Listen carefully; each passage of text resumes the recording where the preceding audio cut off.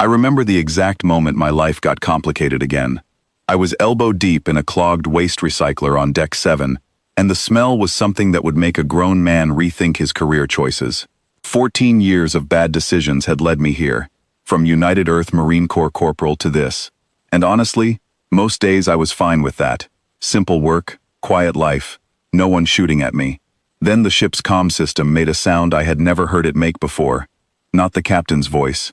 Not dispatch calling about a delayed cargo pickup. The sound that came through was a deep, resonant tone, the kind that vibrated in your chest, followed by a visual signal on the nearest panel that made my crewmate Santos physically back away from the wall like it had burned him. The imperial seal of the Vethkari Dominion. Now, if you don't know what that means, let me explain it simply. The Vethkari Dominion is 43 star systems. It is a civilization that was building cities when humans were still figuring out fire. Their navy alone could park itself around Earth and block out the sun without breaking a sweat. They are, by every measurable standard, one of the most powerful sovereign empires in the known galaxy, and their imperial seal was broadcasting on our cargo ship's comm system, addressed to me. My name, my identification number, my current vessel, all of it spoken in High Vethkari, by a voice so composed and formal that it made the inside of our rusty freighter feel like a janitor's closet in a palace, which, honestly, was not far from accurate. The message was short. The translation came through our ship's system in plain, flat text. But even in translation, the authority in it was impossible to miss. Queen Serethvel, of the Vethkari Dominion, requests the immediate presence of Dax Mercer, human, aboard the Imperial Palace at Veth Prime. Transport will be arranged. Compliance is expected. Santos stared at me, then at the screen, then back at me. Dax, he said slowly, what did you do? I pulled my arm out of the recycler, looked down at my gloves, and said the only honest thing I could think of. I babysat someone. The next several hours were chaos of a very particular kind. The captain assumed I had done something illegal on a galactic scale, and spent 40 minutes demanding I tell her what it was, so she could start building a legal defense. 2 other crew members were convinced I was some kind of secret agent who had been hiding aboard their ship for years. The cook, a quiet man named Bren who rarely spoke, simply handed me a cup of coffee, patted my shoulder, and said, "Good luck," in a tone that suggested he thought I would need it. I sat with the coffee and thought about a small girl in a dark room, 14 years ago, asking me why human faces moved so much. I had been 28 years old, a Marine corporal assigned to a last-minute diplomatic escort detail at Vethkari Station Orvin. It was a neutral orbital platform, the kind of place where important people met to discuss important things while their security teams made each other nervous.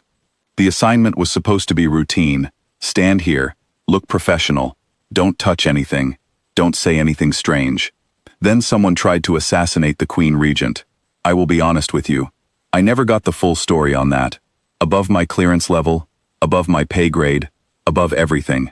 What I knew was that one moment the station was quiet, and the next moment, every alarm was screaming, every light went to emergency red, and my comm unit dissolved into nothing but static and shouted fragments of sentences that didn't connect to each other. Security protocol kicked in. The adult Vethkari dignitaries were swept into protected zones. My unit scattered.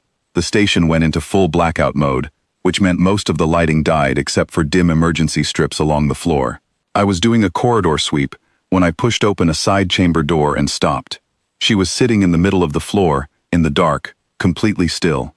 8 years old, small even by Vethkari standards, and Vethkari children are built like elegant birds, all long limbs and careful grace. She had luminescent silver-gray skin that glowed very faintly in the dark, large pale eyes that caught the emergency lighting, and ceremonial robes that were about 3 sizes too big for her, pooling around her on the floor like she had simply sat down inside them and stayed there. She stared at me. I stared at her. For a long moment, neither of us did anything. Then I looked at my completely useless comm unit, looked back at her and thought, well, this is a situation. Her name, I found out later from the debrief, was Serethvel, third in line to the Vethkari throne, considered at the time to be a ceremonial position, more symbolic than politically significant. She had been brought to the station as part of the royal delegation, and then, in the chaos, had simply been left behind. Not out of malice, just out of the kind of confusion that happens when everyone is focused on the most important people, and the smallest person slips through the gap. She was frightened. I could see it in the way she held herself, very still, very straight. The way a child holds themselves when they have been taught not to show fear and are now working extremely hard to follow that lesson, while everything around them goes wrong. I crouched down so I wasn't looming over her and said, "Hi. I'm Dax. Are you hurt?" She blinked at me with those large pale eyes. Then she said, in careful, precise standard, because Vethkari children of her status were trained in it, "I am not injured. Are you authorized to be in this corridor?" Even scared and alone in the dark, she asked me for my credentials. I told her honestly that my comm was down and I couldn't reach my unit, and that I was going to stay with her until the lockdown lifted, because leaving a child alone in a blacked-out station during a security emergency was not something I was willing to do, authorization or not. She considered this for a moment with the serious expression of someone running a very thorough internal review process. Then she said, "Very well," and scooted over approximately 2 inches to make room beside her on the floor. That was the beginning of 6 hours that I have thought about more than almost anything else in my life. I taught her I Spy to pass the time. I explained it was a game where you picked something you could see and gave the other person a clue. She listened to the rules with complete focus, nodded once, and then proceeded to play it with the intensity of someone conducting a military intelligence exercise. She cataloged every visible object in the room within the first 10 minutes, and then began selecting items based on which ones she calculated I would find most difficult to identify. She was right, almost every time. I lost badly, and consistently, and she showed zero mercy. I shared my protein bar with her because she hadn't eaten, and I was worried about her. She took one bite, paused, and then described the flavor as aggressively unpleasant, in a tone so polite and precise that I nearly laughed out loud. Then she ate the rest of it without complaint. She asked me questions about humans for what felt like an hour straight. Not unkind questions, genuinely curious ones, the kind a small scientist would ask about a creature they had read about but never studied up close.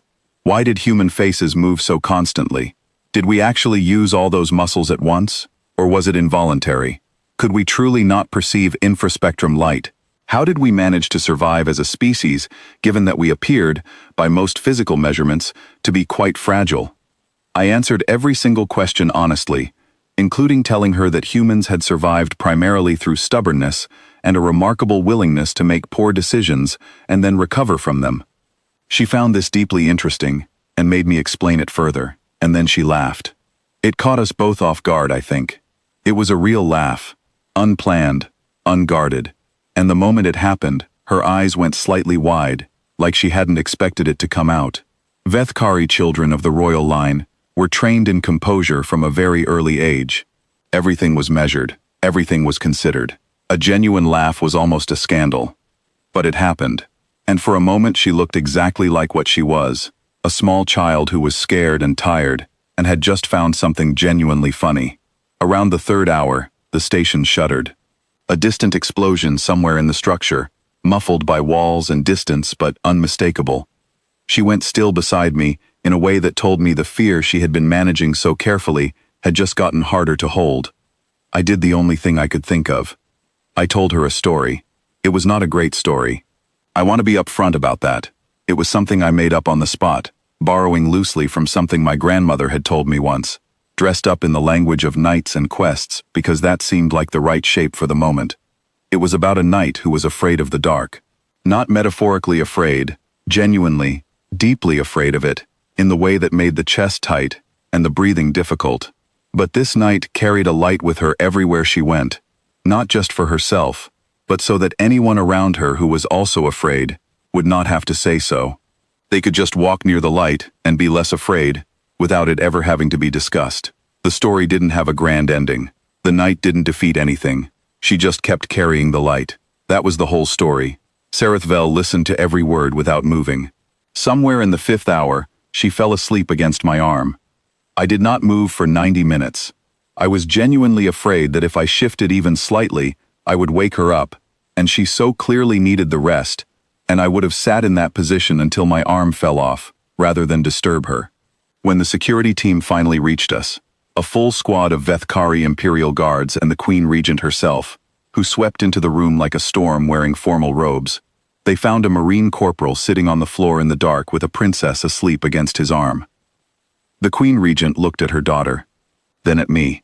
I saw something move across her face that was not quite an expression, but was close to one. I was debriefed. I was given a commendation I was not allowed to discuss publicly. I was rotated off the assignment and eventually, 3 years later, mustered out of the Marines entirely. I thought about that night sometimes. I wondered if she remembered. I assumed she probably didn't, or that if she did, it was the blurry, soft-edged way you remember small things from childhood. Present, but shapeless, without details. Royalty met thousands of people.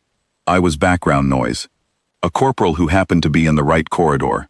And then, 14 years later, the Imperial seal appeared on the comm panel of a cargo freighter, and I found out that I was wrong.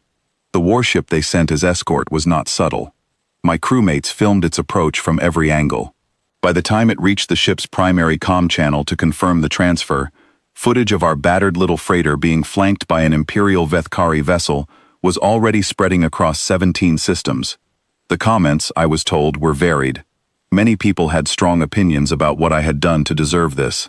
Veth Prime was the most beautiful place I had ever seen in my life, and I was too nervous to properly appreciate it. The architecture was crystalline and ancient, built by a civilization that had been refining its aesthetic sensibilities for 3,000 years, while humans were still debating which end of a stick was better for hitting things. The halls I walked through made every grand building I had ever entered on Earth feel like a storage unit. I was escorted by guards who were impeccably professional and very tall, and I walked between them in a borrowed formal jacket that fit me almost correctly, trying to look like someone who belonged there, and almost certainly failing. The court that assembled in the throne room was a collection of the most important, most powerful, most diplomatically significant individuals in the Dominion. I could feel them looking at me with the collective energy of people trying very hard to solve a problem that wasn't making sense. The Imperial Chancellor, a tall, sharp-featured man standing near the front, had an expression that suggested he had personally reviewed every possible explanation for my presence, and found all of them unsatisfactory. And then Queen Serethvel walked into the room. She was not the child I remembered. Of course she wasn't. She was in her early 20s, tall in the way all adult Vethkari were tall, composed in a way that filled the room before she had taken 3 steps into it. Her ceremonial robes fit perfectly now. She wore authority like it had grown there, naturally, the way a tree grows into the shape of the space it has. She came down from the throne, and I was told afterward, quietly, by a very flustered assistant, that she never came down from the throne, and she stopped 3 feet in front of me. The entire court held a breath it didn't release. She looked at me carefully, precisely, the way she had looked at me when she was 8 years old, trying to determine if I was trustworthy. Then she said, in perfect English, with a faint accent like music playing in another room, "You told me about the knight who carried a light." I looked at her, this queen of 43 star systems, this woman who could reshape the political landscape of the known galaxy with a signature, and I said the most honest thing I had. Yeah. I made that up, by the way. It wasn't a real story. The silence that followed was the loudest thing I had ever heard, and then she laughed. The same laugh.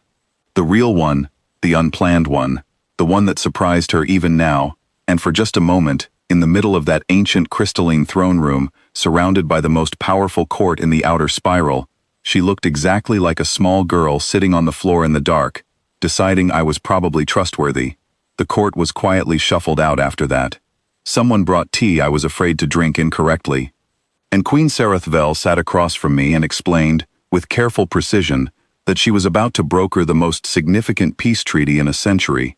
2 civilizations, 200 years of Cold War, the weight of 1 billion lives sitting on the edge of a negotiating table, and that she had every advisor, every diplomat, every expert she could possibly need. What she did not have, she said, was someone who would simply be honest with her. So she asked me what I thought. I told her, plainly, without decoration, without political cushioning. I told her that being afraid of something important didn't mean she was wrong to be doing it. I told her that the story I made up was actually just something my grandmother said once, about how the bravest thing is not the absence of fear, but carrying the light anyway, and letting other people walk near it.